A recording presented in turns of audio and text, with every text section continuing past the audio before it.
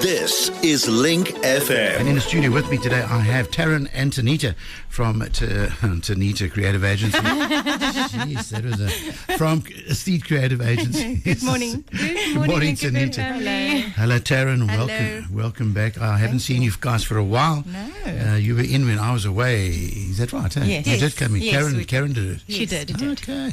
So today we're talking about how to set your key performance indicators that drive real growth, your KPIs.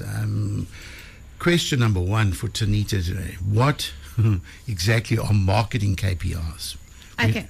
In the business, we understand KPIs, but in marketing, what's that? So let's just break it down. KPIs obviously stand for key performance indicators.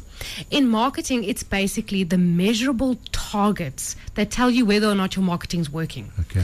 So if you look at your marketing as a person or as a team, is that what you're saying? Or your online marketing? look at your marketing campaign, online or across. offline. Okay. Yeah. So it's the little targets that you're going to set for your business that actually tell you if they're working, because otherwise you're just marketing for the sake of marketing. Sure. So if we look at some of the mistakes that get made, people go for vanity metrics. Things like likes, follows, views, without actually asking, is it helping my business grow? And more importantly, what is growth in your business? I like that vanity metric. Yeah. Okay, so say that again. So if we a good KPI generally directly affects your business goal. Yeah. So if your goal's more sales, then your KPIs would be website lead generation, cost per lead, your conversion rates, and your sales inquiries. Okay. But then there's different types of businesses. So if you're a musician, or you're somebody who has a podcast or an influencer, then your KPIs are going to be your reach, your website traffic, your social engagement. The most important thing is that your KPI actually needs to help you make decisions to improve your marketing. So you need to figure out what those targets are for your business and then track them to see if you're reaching them. Not so that it doesn't just look impressive on paper, so it's actually helping you. Yeah. Taryn, what the biggest mistake that businesses make, having listened to what Tanita said, what's the biggest mistake that businesses make in setting KPIs? The biggest mistake is setting goals that are too vague. Businesses will say, we want more exposure, we want to go viral, or we want more followers, but those aren't measurable business outcomes. You know, a proper KPI should be specific, measurable, realistic, time-based. Instead of get more followers, a better KPI would be generate 30 qualified website leads or sales per month through social media within 90 days. You know, that changes everything because now your marketing has direction. Another major mistake is tracking too many KPIs at once. If you measure everything, you focus on nothing. And we've said that before in marketing. Most businesses only need 3 to 5 core KPIs, consistently monitored. Yeah. That less is better. Less is more impactful. As you said, you could have like 15 KPIs and be acing 5 of them, but focusing on the other 10 because you're not acing them and you're wasting time. You're wasting your budget. Yeah. Which KPIs actually matter for growth? The best KPIs usually fall into 3 categories. And this speaks directly to what we're actually talking about with Karen, your sales funnel. That there's 3 categories for a sales funnel. And your KPIs need to talk to those key points. Number one being your lead generation KPIs. So these tell you if your marketing's bringing in opportunities, are you getting more people to know about your business? It's the number of inquiries, the phone calls, the form submissions, your quote requests, your traffic to your website. Then you need to look at number 2, your conversion KPIs.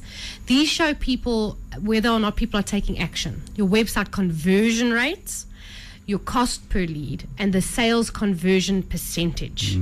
And last, which is the real kicker for most people, is the revenue KPIs.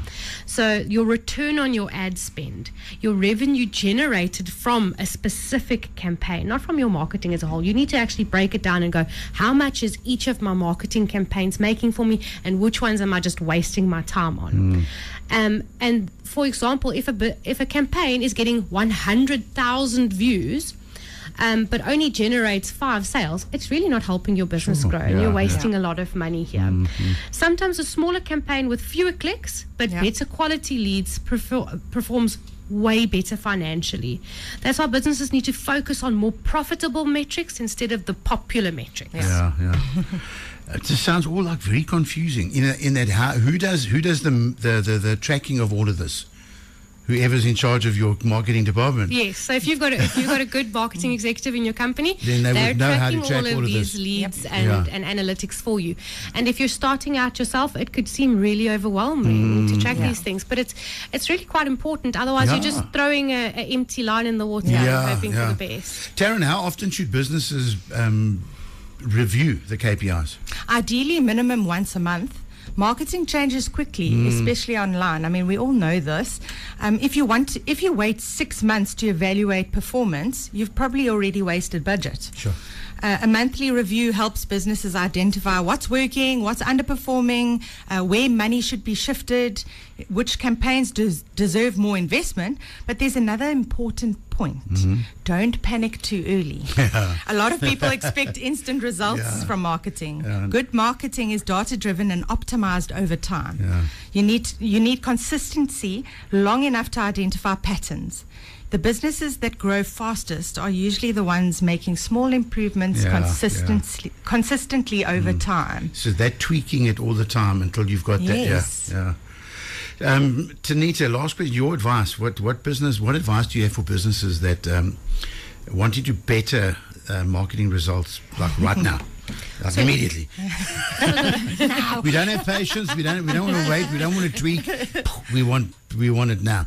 Okay, you need to ask yourself, what is the one outcome you want to achieve right now? Okay, don't get distracted with all the noise of marketing. Ask yourself the one thing you want to achieve right now. Then you need to build those 5 KPIs around that goal. Okay, and then you need to track the leads and conversion and revenue that surrounds those KPIs. So the most important thing is to measure quality, not quantity.